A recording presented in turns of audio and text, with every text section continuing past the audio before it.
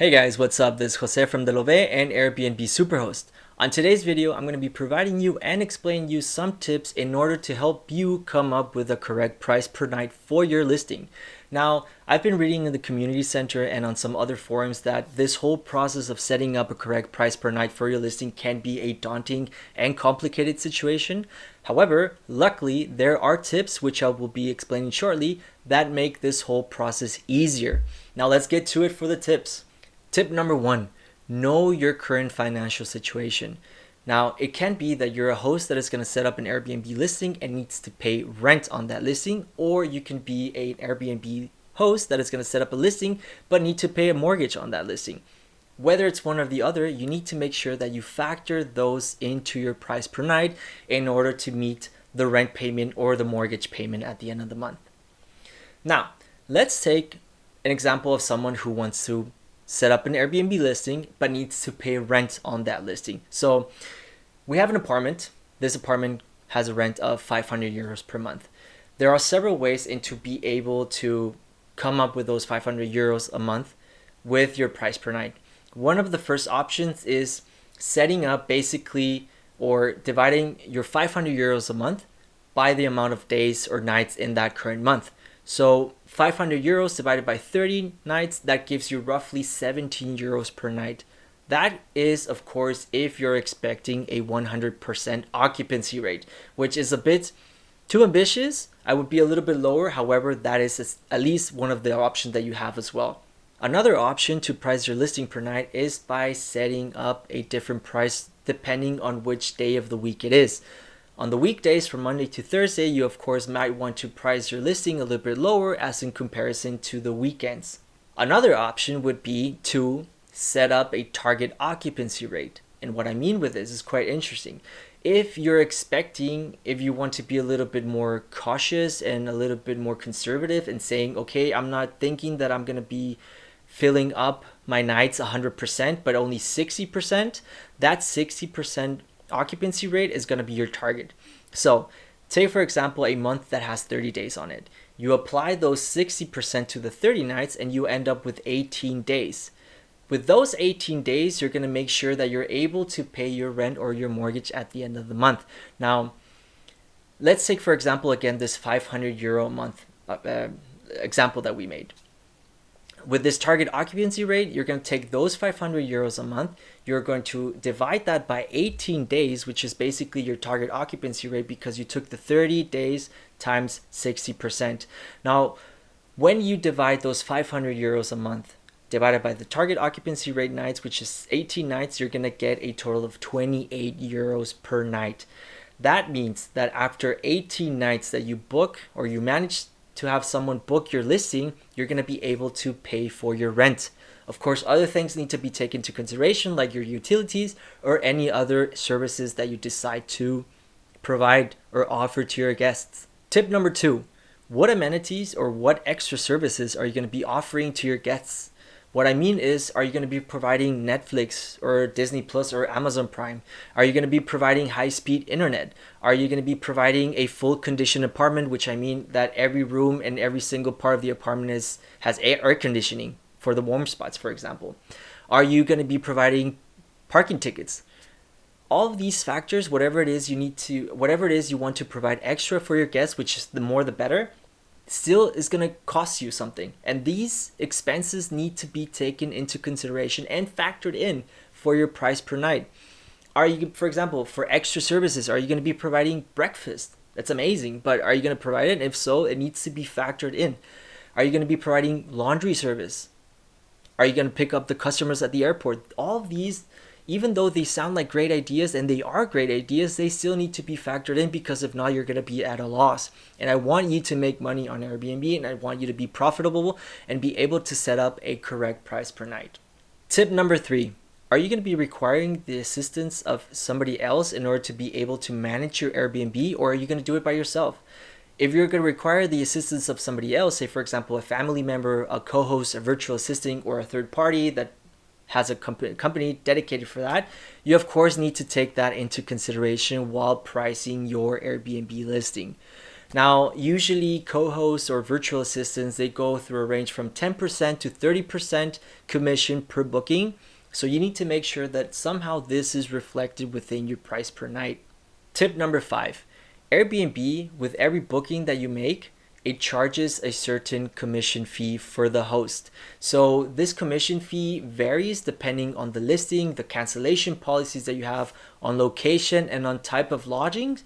However, for normal situations, they charge usually a 3% around that for every single booking that you receive. So make sure that you also take that into consideration when you set up your price per night. Tip number 5, do a little bit of market research. And what I mean with this is that switch from hosting to traveling. Look up in Airbnb in the platform, look up your town. And once you look up your town, look up your neighborhood. Of course, when you see your neighborhood, you're going to see that there are going to be several other listings available. If you're in a big city, for example, if you're in a smaller city, of course, there's going to be less. However, you're going to be trying to focus yourself with the competing listings or with the other listings in that neighborhood. So once you zoom in, make sure that you also filter up the capabilities of your current listing. For example, how many bedrooms do you have? How many bathrooms do you have? How many people can you host? All of these need to be put into the platform, put into the search criteria, and at the end, it's going to get refined, and you're going to see directly, and you're going to see immediately with which listings you're competing directly, because they also have the same capabilities as your listing that you're going to put online. Once you see with which other listings you're competing directly, what you can do is some of the following things. Option A is that you can grab the average price of all of those listings that you're competing with. Option B is that if you're, for example, starting a new Airbnb listing, then of course you want to generate bookings, you want to generate reviews, because the more reviews you have, the more chances you have in order for someone to book your place.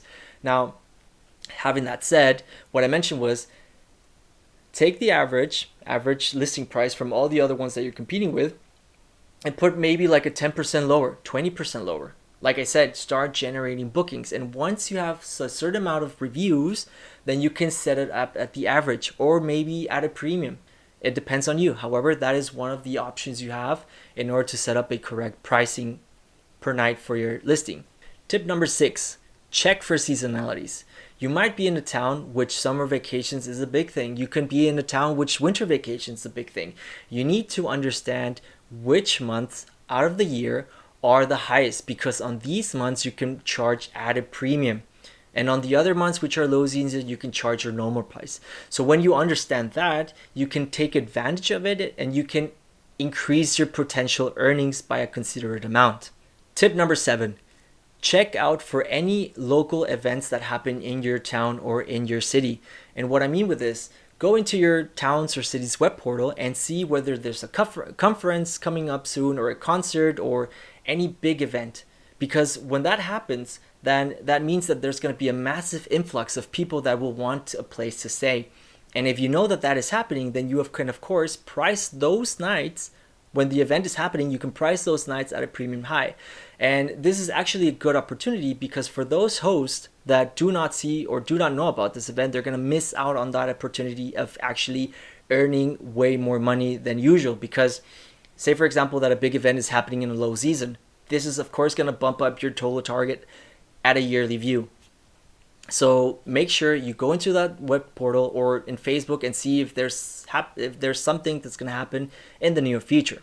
Tip number 8, dynamic pricing. Now, dynamic pricing is a tool, a built-in tool in Airbnb that is used for those of you who do not want to struggle with figuring out a price per night for your listing, which is completely fine. It's not my taste. I rather want to do that manually, but it's up to everybody. And what dynamic pricing does is basically you give Airbnb your base price and a maximum price. And Airbnb is going to use its algorithms which takes 70 different factors into consideration. This includes your reviews, your popularity, seasonality, demand, etc. So Airbnb is going to use all these factors it's going to take all these factors into consideration, and with its algorithm, it's going to set a price from your base price, which you already gave, to your maximum price. And it's gonna auto-populate your price per night throughout the year or throughout the window span that you're allowing your guests to be able to book. The thing about dynamic pricing is that it is an algorithm. So of course, you as a person that is living on that town or on that city, you know way more of what is happening than this algorithm. Of course, the algorithm is going to check for demand and supply, fine. However, you might know something that the algorithm doesn't know. So that's why I usually add the prices manually and not use this tool, because I had a case in which New Year's, for example, is a big time of the year for me. New Year's was priced way below what I was expecting, and it got booked. And of course, it was a complete problem for us because it affected our target price or our target profits for the year. But we were starting and we thought that dynamic pricing was going to know that it's going to be New Year's Eve and it's going to all-time high, but it didn't do it. That's why, in my opinion, I really don't like dynamic pricing. But there's another option to that. If you're willing to use dynamic pricing, which is fine, you can opt for a hybrid mode, for example. You can set up for the low season, you can set up a dynamic pricing for the low season, and for the high seasons, you can add them or edit them manually. That is also quite good. For example, for the summer vacations or for the winter vacations, you can set the price per night manually.